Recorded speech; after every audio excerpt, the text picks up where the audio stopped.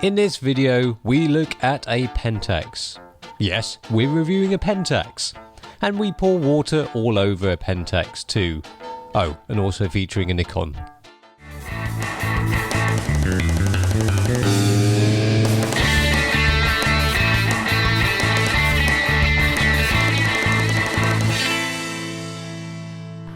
We've reviewed Pentax before and nobody watched. But due to overwhelming demand, we're going to review the K-S2. We're going to compare it to that, the D5500. If you look on Nikon's website, all pictures of people dressed in funny coloured clothes, hipsters on skateboards using the D5500. Appropriate for a Suka. Just look at him. Look at it. It's kind of like a panda. Me, I'm not a hipster, so we need to change this. Let me do the spinny thing. Oh! Check my bad self. Wow. Oh, dizzy now. Maybe they're aimed at people who wear hats not merely for practical reasons, but they both have good practical features. And the Pentax does give you a lot for your money. Both of them come in at around $700 US. Don't know how many UK pounds that is, work that out for yourselves. And in terms of features, kind of similar. They've both got bodies and they both mount lenses. They've both got shutter buttons. On the top, no LCD screen, but we've both got one of these. Yeah, look at that. What's the difference? Bigger, 3.2 inches, 3 inches. It's what you do that counts though. But his is touchy, you can touch the screen. Well, I can touch my screen, but it actually is useful on this screen. And they've both got Wi-Fi. There's one butt, a big butt. It's an elephant-sized arse butt. This has got 100% accurate viewfinder. That hasn't. This has got NFC. Doesn't matter, I've got an iPhone, but it's probably going to be useful sometime or another. That hasn't. The Pentax has a higher, faster shutter speed at 6,000ths of a second too, versus a 4,000ths of a second max of the Nikon, plus 5.5 FPS of burst versus a 5 FPS of the Nikon. Plus this has got disco lights, check this out. Have you got this? No, I don't think so. Green ring. Do you like my green ring? No? Oh, I got a red ring as well. Oh, this is going to make Lock jizz in his pants. Blue LED ring. This is like one of those Iowa sound systems from the 90s. Retro styly. I likey.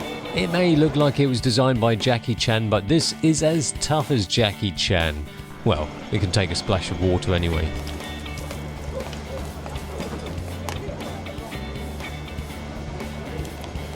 Boiled to 105 degrees as well. Great. Safe. Sterilised. Does it still work? Yes, it does. Great. Oh look, and the Pentax, you've got two dials. One here, one here. Top value, and I just spat on the camera, but that's okay because it's weather resistant. Just the one dial. There's another thing about the lenses that it comes with. Two kit lenses. It's got a lock. Big lock over there, little lock here. See with the Pentax, when it's not in use, you just put it away, and it's actually quite a compact lens for a kit lens. With the Nikon, it's still the same. It's the same as the old kit lens. It's fat and long. Let's go take some pictures. Let's go.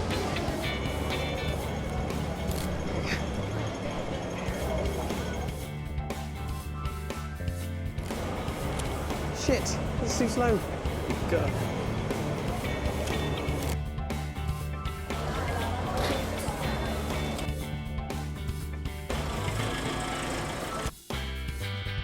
Well, I can approach this without bias.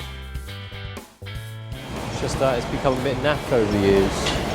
This, well, it's still a bit naff, but it's actually a pretty decent package, really. But wait, there's another feature that I've got and Nikon doesn't have. They're probably written on the outside as well. Yes, they have. Shake reduction.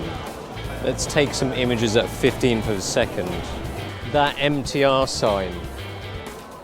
Oh, showing off your touchscreen? Check you out.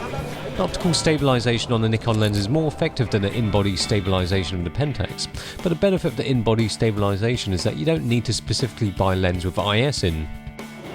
Both of them have got metering systems, but which one is better? Let's check it out in full auto mode. You've got the full auto there. Yeah, it's better. What do you mean that's better? It's gold. It's gold. What's gold? That's a bit dark. In full auto mode, the Pentax exposed this scene a little brighter, opting for more details in the shadows, leaving a slightly too bright apple. The Nikon plays it a bit safer with the highlights. I like it though that both of these cameras, although they're aimed at beginners, they don't have AA filters, which is aimed at hipsters who like maximum sharpness. That has got 24 megapixels though, this 20 megapixels. What does that mean in reality though? Face off. Ching ching, that's where the sound effects comes in. Face off. Full off. And I focus on the watch. Okay, focus on that really ugly watch up there. You get decent image quality from both, to be honest. In some ways the comparison is more to do with which one has the better kit lens. And the Nikon has the better kit lens. Sharper. In terms of noise, both perform well up to ISO 6400.